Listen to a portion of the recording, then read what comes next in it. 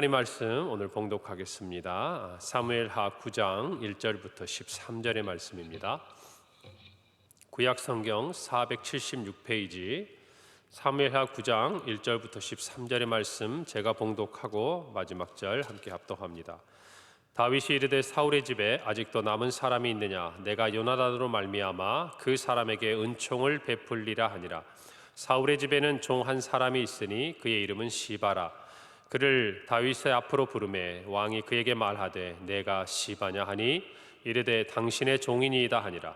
왕이 이르되 사울의 집에 아직도 남은 사람이 없느냐? 내가 그 사람에게 하나님의 은총을 베풀고자 하노라 하니 시바가 왕께 아뢰되 요나단의 아들 하나가 있는데 다리 저는 자니이다 하니라. 왕이 그에게 말하되 그가 어디 있느냐 하니 시바가 왕께 아뢰되 로드발 암미엘의 아들 마길의 집에 있나이다 하니라. 다윗 왕이 사람을 보내어 로드발 암미엘의 아들 마길의 집에서 그를 데려오니 사울의 손자 요나단의 아들 무비보셋이 다윗에게 나와 그 앞에 엎드려 절하매 다윗이 이르되 무비보셋이 하니 그가 이르기를 보소서 당신의 종이니이다. 다윗이 그에게 이르되 무서워하지 말라. 내가 반드시 내 아버지 요나단으로 말미암아 내게 은총을 베풀리라. 내가 내 할아버지 사울의 모든 밭을 다 내게 도로 주겠고 또 너를 항상 내 상에서 떡을 먹을지니라 하니 그가 절하여 이르되 이 종이 무엇이기에 왕께서 죽은 개 같은 나를 돌아보시나이까 하니라. 왕이 사울의 시종 시바를 불러 그에게 이르되 사울과 그의 온 집에 속한 것을 내가 다 내 주인의 아들에게 주었노니 너와 내 아들들과 내 종들은 그를 위하여 땅을 갈고 거두어 내 주인의 아들에게 양식을 대주어 먹게 하라. 그러나 내 주인의 아들 무비보셋은 항상 내 상에서 떡을 먹으리라 하니라. 시바는 아들이 15명이요 종이 20명이라. 시바가 왕께 아뢰되 내 주 왕께서 모든 일을 종에게 명령하신 대로 종이 준행하겠나이다 하니라. 무비보셋은 왕자 중 하나처럼 왕의 상에서 먹으니라. 무비보셋에게 어린 아들 하나가 있으니 이름은 미가더라. 시바의 집에 사는 자마다 무비보셋의 종이 되니라. 함께 읽습니다. 무비보셋이 항상 왕의 상에서 먹으므로 예루살렘에 사니라. 그는 두 발을 다 절더라. 아멘. 오늘 사무엘하 9장에는 이제 다윗이 나라의 통일을 이루고 또 정치적으로 또 주변에 있는 나라들 다 물리치고 안정을 찾게 되자 그가 요나단과의 기억을 떠올리고 요나단으로 말미암아서 사울 가문에 남은 자가 있는지 찾게 되었을 때 사울의 집의 종이었던 시바를 통해서 요나단의 아들 무비보셋이 살아있다는 사실을 알게 되고 그에게 은총을 베푸는 기사가 기록되어 있습니다. 오늘 이 말씀을 보면서 우리는 다윗이라는 사람에 대해서 좀 생각해 볼 필요가 있는 것 같아요. 하나님께서 이제 언약궤가 들어온 다음에 다윗이 사무엘하 7장에 보면은 그 주변의 모든 것으로부터 본인이 이게 안전하게 되고 이제 평안하게 거했을 때, 즉 주위의 모든 원수들을 무찌르고 평안히 그의 궁에 거하게 되었을 때 그는 자신은 백향목궁에 거하고 있는데 하나님의 궤가 이 장막 휘장 안에 있는 것들을 보면서 선지자 나단에게 하나님을 위해서 성전을 짓기를 원하는 마음을 표합니다. 이 말을 들으시고 하나님께서는 오히려 다윗의 집을 내가 든든히 세우겠다, 영원히 세우겠다라고 약속하시면서 우리가 잘 아는 다윗 언약을 주시는 기록이 이제 앞선 7장에 있습니다. 그런데 그 첫 부분이 뭐냐면 주위의 원수를 무찌르고 왕으로 궁에 평안히 거하게 할 때였어요. 그런데 오늘 9장에 보면 우리는 8장에서 다윗의 이야기들을 어제 살펴보았는데요. 그는 블레셋도 모압도 암몬도 아람도 에돔도 그의 동서남북 사방에 있는 적들을 다 물리치고 이제 정말 다윗의 최전성기를 이루는 그때입니다. 그런데 그때 다윗이 무엇을 생각하는가 하니 그가 이전에 요나단과 함께 했던 그 약속을 기억하고 그의 자녀 무비보셋을 찾아서 은총을 베푸는 사실을 우리가 기억하고 있습니다. 여러분, 사람이 어려울 때는 하나님을 찾기 쉽습니다. 그렇죠? 우리가 힘들고 어려울 때 하나님의 도움이 필요할 때 여러분 다윗도 얼마나 간절하게 하나님께 부르짖고 있습니까? 시편 곳곳을 보면 다윗이 정말 그의 원수의 손에 다 죽게 되었다고 나를 살려달라고 나를 도와달라고 하나님 앞에 외치고 부르짖는 다윗의 모습을 봅니다. 그리고 하나님만이 나의 힘이시다고 찬양하고 노래하는 것들, 정말 하나님께서 그를 도우셨을 때 모든 영광을 하나님께 돌리는 다윗의 모습도 봅니다. 그런데 우리가 다윗을 보면서 정말 기억하고 배워야 될 점은 뭐냐면, 그런 하나님의 은혜가 임했을 때, 그런 약속이 성취되었을 때 다윗이 무슨 행동을 하냐 하는 것이에요. 그가 정말 온 이스라엘의 왕이 된 다음에 그는 하나님의 언약궤를 떠올립니다. 오랜 시간 사람들에게 잊혀져 있었어요. 그런데 하나님의 언약궤를 그가 예루살렘 다윗 성으로 옮겨오기를 그는 간절히 바라고, 물론 그 과정에서 어려움도 있었지만 결국 하나님의 언약궤는 예루살렘에 오게 되는 것이죠. 여러분, 그가 이와 같은 마음들을 지킬 수 있는 것을 한번 잘 생각해 보세요. 저와 여러분도 하나님 앞에 기도합니다. 하나님의 은혜를 구합니다. 그래서 하나님께서 주실 때가 있습니다. 여러분, 그 은혜를 받았을 때, 그 은혜가 우리에게 주어졌을 때에 저와 여러분의 삶이 어떠했는지 한번 가만히 돌아보세요. 다윗처럼 정말 그 은혜를 은혜로 알고 하나님을 위해서 내가 더 무엇인가 할 수 있는 게 없을까? 이 은혜를 주시고 형통하게 하시고 치유해 주신 하나님 앞에 내가 어떻게 살기를 원하는지 다윗을 통해 배워야 합니다. 여러분, 그런데 하나님을 향한 마음에서 끝나는 것이 아니었어요. 그가 하나님의 은혜를 받고 그의 삶에 있어서 그의 왕국의 최전성기를 누리는 그때에 그는 아무도 기억하지 않는 사람, 어쩌면 이제는 정말 자기에게 그렇게 존재의 의미도 없는 사람, 옛날이면 사울의 가문의 사람이 그에게는 어떤 의미가 될 수 있지요. 가장 정적이었고 정치적으로나 여러 면에서 그가 눈여겨봐야 될 사람이 있지만, 이 시간에는 정말 사울의 집 사람들은 어디 가서 자기가 이름을 걸고 자기가 사울의 집안 사람이라고 이야기하기도 어려운 이 시기 아니었겠습니까? 그런데 그 사람들을, 그 집안의 자녀들을 찾는 우리 다윗의 모습을 보면서 어떻게 다윗은 이런 마음을 지킬 수 있었을까라는 생각을 하게 되죠. 오늘 말씀을 통해서 우리가 그 부분들을 좀 살펴보기를 원합니다. 오늘 1절에 보니까 다윗이 이르되 사울의 집에 아직도 남은 사람이 있느냐, 내가 요나단으로 말미암아 그 사람에게 은총을 베풀리라 하니라, 이렇게 기록되어 있습니다. 여러분, 우리는 알다시피 요나단과 다윗의 이 관계가 특별했다는 것을 알죠. 성경은 요나단이 다윗을 사랑함이 여인을 사랑했던 그 사랑보다 보다 높은 차원의 두 사람의 참 귀한 사랑이었다는 것을 기록해 주고 있습니다. 일찍이 요나단은 다윗과 언약을 맺습니다. 우리는 성경을 통해서 사무엘상 20장에서 구체적으로 알 수 있는데요, 사울이 다윗을 죽이고자 할 때 요나단은 미처 그걸 이해하지 못했어요. 그리고 아버지의 마음이, 그 진이가 어디에 있는지를 내가 알아주겠다, 그리고 너를 아버지의 손으로부터 보호하겠다, 다만 너도 하나님께서 너의 대적을 모두 무찌르게 하셨을 때에 내 목숨을 네가 지켜줄 뿐만 아니라 내 자손들, 내 후손들, 그들까지도 너는 나를 위해서 이 언약하고 지켜주고 후대할 것을 약속하라고 합니다. 그래서 다윗과 요나단 사이에 언약을 하게 되는 것이죠. 20장 15절에 보면 이렇게 표현합니다. 여호와께서 너 다윗의 대적들을 지면에서 다 끊어버리신 때에도 너는 내 인자함을 내 집에서 영원히 끊어버리지 말라 그랬습니다. 내 집에서, 자신뿐만 아니라 자기의 후손들에게까지, 다윗이 오늘날과 같은 날을 맞이했을 때 내 집에 사람들, 내 후손들을 네가 후대해 달라는 약속을 했다라는 것이죠. 그래서 오늘 1절에 있는 대로 요나단으로 말미암아서 은총을 베풀기를 원했습니다.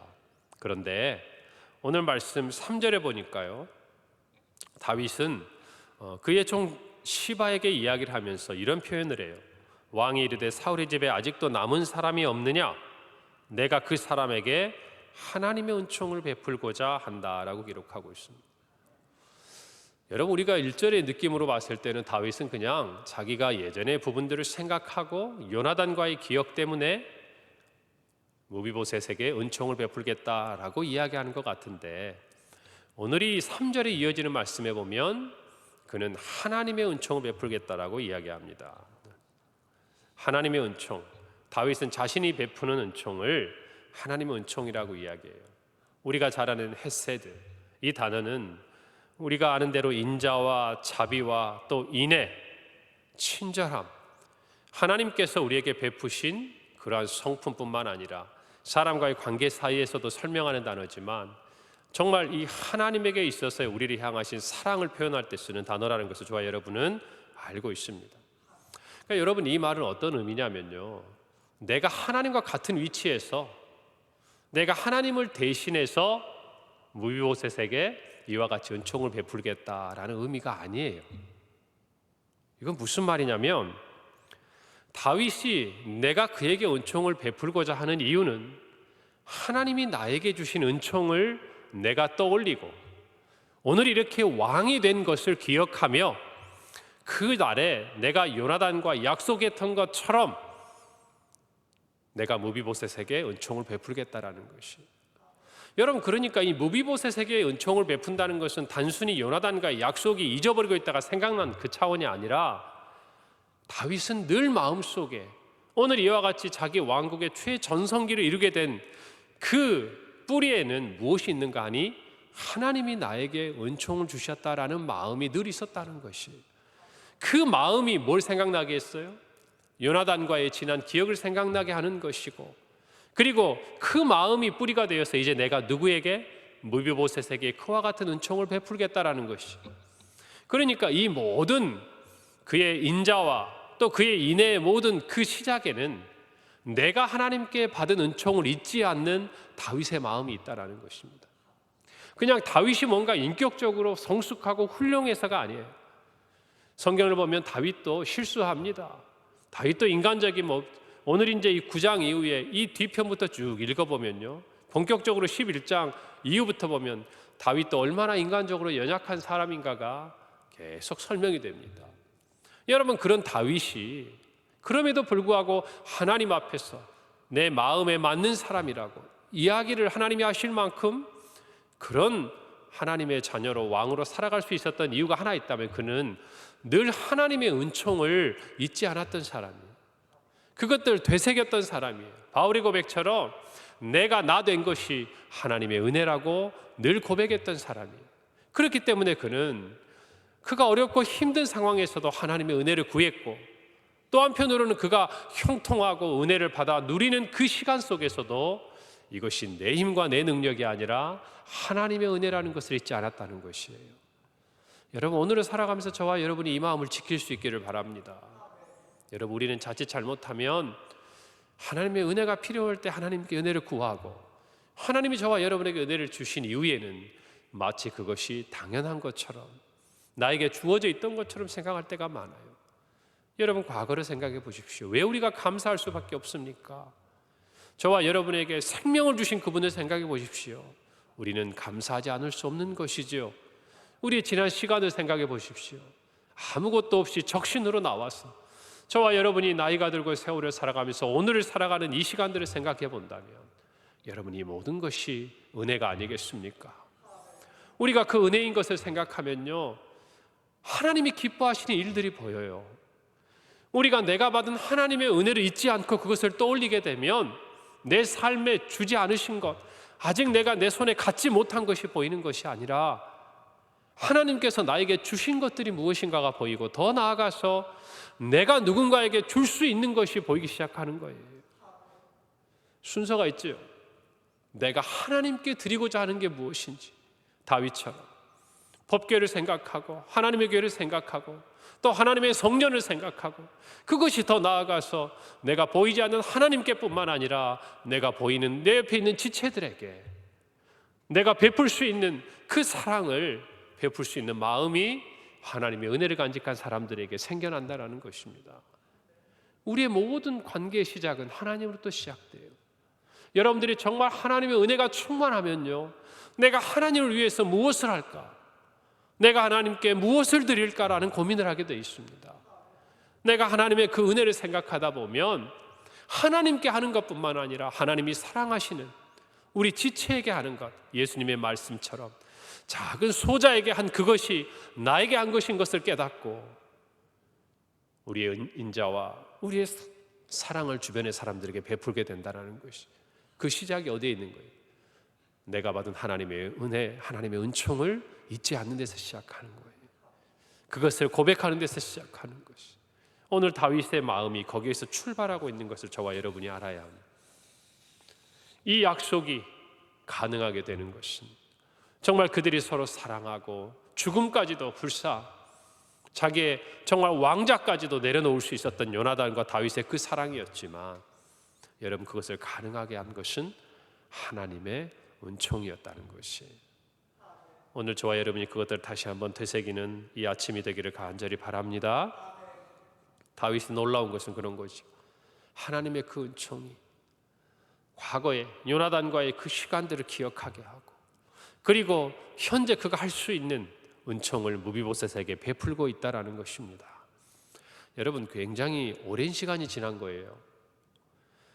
사울이 죽을 당시에 성경에 보면요, 사무엘하 4장 4절에 보니까 무비보셋의 나이가 5살이에요. 5살. 여러분, 그러면 다윗이 그를 찾은 이때 우리 12절에 보면요, 미가라 하는 어린 아들이 있었다고 그랬습니다. 여러분, 그러면 5살짜리 아이가 성장을 해서 결혼을 해서 자기 자녀가 어리다고 했으면, 여러분, 약 20여 년 정도의 시간은 최소한 지나지 않았겠습니까? 그 세월이 지나는 동안 여러분, 다윗이 그것을 계속 기억하고 있었던 것은 아니겠죠.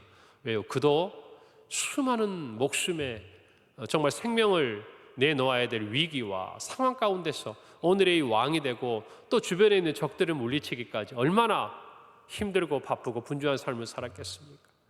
그러나 그가 하나님의 은혜 가운데 힘을 얻고 강성해지는 그때에 그런 그 오랜 세월을 거슬러 올라가서 무비보셋을 생각하는 것이에요. 여러분, 이 사건을 생각하면서 오늘도 내가 은혜를 받은, 내가 무엇인가 기억하고 떠올리고 싶은 사람이 없나? 오늘 나의 삶에 주신 하나님의 은혜 속에 내가 정말 감사하고 고맙다고 표현할 수 있는 한 사람이 없나? 오늘 하루를 지나가면서 여러분 한번 생각해 보세요. 그리고 그 마음을 좀 전해보시면 좋겠습니다. 제가 예전에 한번 말씀드렸죠. 저의 은사하셨던 교수님, 그분에게 제가 이전에 교회에 갈 때 추천서를 써주셨어요. 그리고 이제 평강교회로 오게 되면서 14년이 지나고 나서요, 물론 그 전에도 제가 가끔 지면이라는 데서를 봤지만 그래도 제가 개인적으로 연락을 드리고 만났다고 말씀드렸지 않습니까? 제가 가장 행복했어요. 그때를 떠올릴 수 있었다. 제가 지난 14년의 사역을 마무리하면서 내가 고마움을 느끼고, 그럼에도 불구하고 내가 감사를 표현하고 새로운 나의 출발에 대해서 말씀을 드리고 그랬으면 좋겠다고 생각했던 몇몇 분 중에 한 분이었거든요. 여러분, 그걸 하고 나니까 제 마음이 얼마나 좋은지 모르겠어요. 왜 그런 생각을 제가 하게 됐을까요? 지난 14년의 사역을 마무리하고 이제 평강교회에서 새로운 사역을 시작하면서 하나님에 대한 감사가 있으니까 거슬러 올라가고 거슬러 올라가고 거슬러 올라가더라고요. 여러분도 마찬가지. 오늘의 삶에 있어서 무엇인가 하나님께 감사할 수 있다면요, 여러분의 지난 시간들을 거슬러 올라가고 거슬러 올라가서 하나님이 여러분에게 주신 은혜의 시간들, 또 그것을 함께 나누게 했던 사람들을 하나님이 생각나게 하실 거예요. 여러분, 그런 사람들과의 귀한 만남과 사랑을 찾으시길 바랍니다. 아멘. 다윗이 무비보셋에게 2가지 은총을 베풀었죠. 하나는 할아버지 사울이 소유했던 모든 밭을 그에게 주었고, 하나는 항상 그의 상에서 식사를 같이 하게 했습니다. 단순히 그를 회복시킨 것은요, 그냥 경제적인 부분만 회복시켜 끝난 것이 아니었어요. 왕의 상에서 왕자였던 그에게 정말 모든 것을 회복시켜 준 겁니다. 여러분, 하나님의 은총도 마찬가지. 다윗을 통해서 우리가 볼 수 있는 것 하나, 정말 하나님은요, 우리를 완전히 회복시키셨습니다. 우리를 온전하게 하시는 은혜를 주신 겁니다. 여러분, 무비보셋은요, 오늘 자기를 표현할 때 8절에 죽은 개와 같다고 이야기했습니다. 우리도 어쩌면 하나님 앞에서요, 도무지 설 수 없는 사람들이, 도무지 하나님 앞에 나설 수 없는 사람이, 감히 눈을 들어 그를 바라볼 수도 없고, 하나님과 한 상에서 먹고 마시는 가족과 같고, 하나님의 감히 자녀라고, 우리가 하나님 아버지라고 이야기할 수 있는 아무런 이유가 없던 사람들이었어요. 우리는 죄인이었고 우리의 죄와 허물로 죽었던 사람들이에요. 그런 저와 여러분을 향해서 하나님이 은총의 손을 내미신 겁니다. 자기 아들을 아끼지 아니하시고 우리를 자신의 상에 초대하시고 함께 먹게 하시고 하나님의 자녀가 되게 하시고 우리를 하나님의 상속자가 되게 하시고 그의 영광에 참여하도록 하신 거예요. 오늘 이 무비보셋의 마음이 어땠을지 한번 생각해 보십시오. 죽은 개와 같은 나를 생각하십니까? 오늘 저와 여러분 하나님 앞에서 어떻습니까? 찬송가 143장의 가사처럼 웬 말인가 날 위하여 주 돌아가셨나, 이 벌레 같은 날 위해 해 받으셨나. 과하다고 생각하십니까? 그래도 내가 벌레 같다니. 하나님의 은혜 앞에서 우리는 이 단어조차도 감당하기 어려울 것이라고 저는 생각을 합니다. 오늘 이 은혜를 우리 잊지 말고 하루를 살아가면서 하나님의 은혜를 깊이 생각하고 그 은혜를 찬양하고 그 은혜를 나누고 베푸는 저와 여러분이 되기를 간절히 바랍니다. 우리의 평생에 그와 같은 은혜가 있기를 바랍니다. 기도합니다. 하나님 아버지, 은혜를 감사합니다. 오늘 하나님의 은혜를 생각합니다. 다윗이 하나님의 은총을 늘 간직하고 기억하였기에 그는 하나님을 위하여, 또 그는 정말 하나님께서 베푸신 그 은총의 자리에서 다른 사람을 위하여 내가 베풀고 내가 나눌 수 있는 그 무엇이 없는지, 정말 내가 하나님께 섬길 수 있는 그 무엇이 없는지 하나님 그는 찾았고 그것들을 실천했던 것을 봅니다. 오늘 우리도 그와 같은 다윗의 모습을 본받고 또 하나님의 은혜를 깨달아서 오늘 우리에게 주신 그 크고도 놀라운 은혜를 생각하며 주신 은혜를 사랑으로 베풀고 나누는 하루의 삶이 되게 하여 주시옵소서. 감사드리고 예수님의 이름으로 기도합니다. 아멘.